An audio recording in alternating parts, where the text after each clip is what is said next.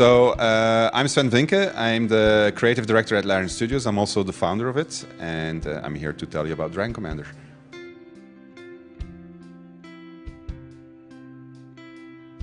Larian Studios is a developer of computer games, obviously, and we've been around for about 15 years.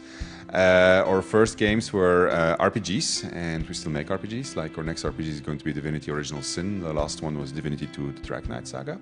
And so recently we started making RTSs also, because that's our other big love, which is what Dragon Commander is.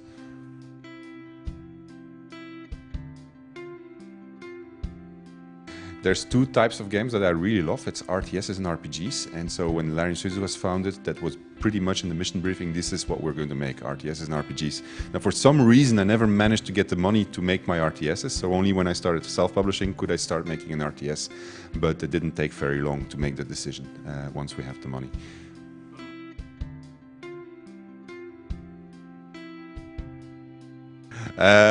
So I think that the biggest difference between other RTSs and Dragon Commander is obviously we have the dragon, so you can take control of a hero unit in the game and equip it with all kinds of skills.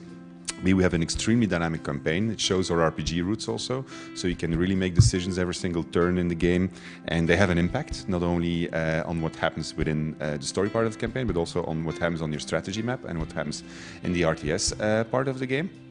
And then thirdly, we have this, we started with symmetrical units, but they diverge very, very, very rapidly as you progress through the game, because you get to choose what upgrade paths you're going to do. Very much like you would do in an RPG, actually. But you don't know what the opponent is doing. So you might easily find yourself equipping a Juggernaut with the equivalent of nuclear missiles and long-range abilities, only to find that your enemy is specialized in air-to-ground or air-to-sea weaponry, against which you don't have any answer. And so in the next battle, you just get obliterated. And then you have to find an answer to that. And you can, because there's really many upgrades from which you can select. So those three things, the ability to upgrade your technology, the dynamic campaign, and then the ability to control a dragon unit or a hero unit in the game, that I think makes it different from other RTSs.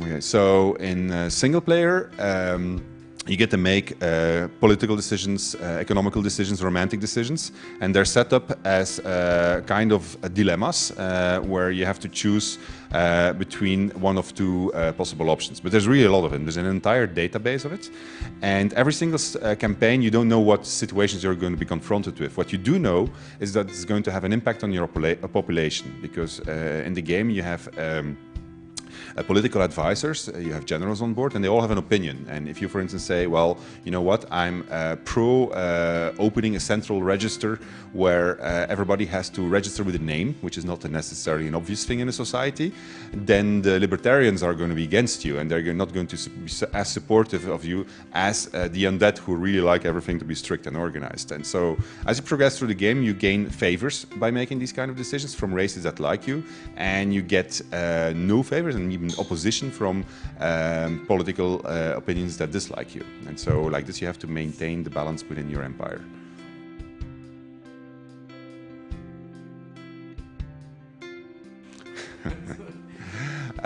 The Dragon jetpack ID, if you look at the levels in which you're flying around, you will see they're very large. And the jetpack actually came as a solution for a very simple problem. How the hell can we get a unit to go from point A to point B without teleporting him? So a dragon, yeah, but I mean, flapping like that would go too fast, so why not give him a jetpack? Well, we tried the jetpack. Said, this looks cool, let's play it. It felt really good. I mean, you go at 900 kilometers an hour over a map which is the size of Oblivion or so. So it feels really good.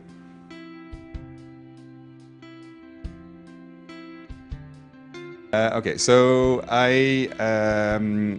this is a hard question to answer, because they're different games almost.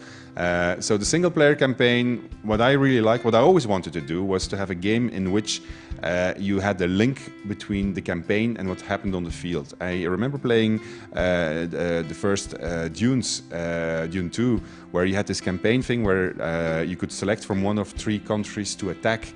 But I wanted to be the guy selecting everything. I wanted to guide the entire campaign. So that's where this idea came from. I want a dynamic campaign. And I'm the type of player who wants to immerse myself in how shall I say it, in who I am in the game. So if there's no story, I don't believe in it. But to have a story, I have to be able to make decisions. So that's where the entire dynamic campaign thing comes from. So I really like that part of the game, so that I can select what I'm going to do as a commander. I can select which countries I'm going to attack, what technologies I'm going to upgrade, and then in combat, the way that I fight has an impact on what happens in my campaign. So I'm really happy with that part of the game. But obviously, I'm also a competitive gamer, so multiplayer is where I get to make grand strategy choices, and these decide what's going to happen in my RTS combat, which is by definition very adrenaline-filled and action-packed, because the pace is pretty high. So if you ask me which one I prefer, I wouldn't be able to answer you. It really depends on, because it's two different styles of play. In the single player, it's more against how can I fool the AI, how can I live as being a Dragon commander, whereas in multiplayer, it's really how can I beat the shit out of the enemy and make him feel as miserable as I can.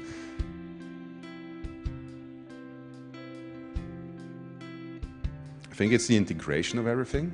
I mean, we are really taking, everybody has always been telling us that it's impossible what we're trying to do. We're trying to mix too many genres together.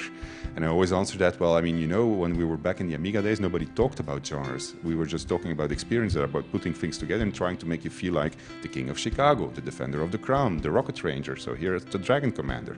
Wing Commander was also a game like that. It mixed RPG with upgrades, or Strike Commander. I mean, these are old games, but they were more about how you feel. And this is what we did. And I personally think that we pulled it off, actually. I think that we have here a game where you are interested in every single aspect when you're playing it. And you might think this is not for me because it's not my genre, but when you start playing it, you pick it up really easily and you feel at home somehow.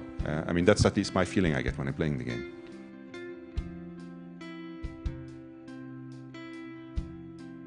You ready? So when we started the production of the game, we created a board game on which we prototyped the strategy part of the map. But the board game turned out to be so cool that we wanted to make it a real board game. So we started considering making a collector's edition, which would actually include said board game. And the cool part of the board game is that that's where the cards came from, because initially it was just a war game where you had units, you could buy them and fight each other. And then when we added the cards, like a kind of Magic the Gathering element, it turned into the type of game where you wanted to strangle the other guy in front of you, because like you thought you were going to win, and then suddenly he said, "Oh, not so fast, not so fast. Here's a card, and now half your units are mine." And it's exactly what you can do in the game also. So even if you're feeling overwhelmed, if you invest it rightly in your political aspects, and then suddenly this card comes out where you say, well, all your units have the plague and they're all very sick, and you see it in game, then it feels really good and powerful. Because if you play in a LAN, for sure somewhere in the distance you will hear "fuck." So that's a feeling which is cool in the game.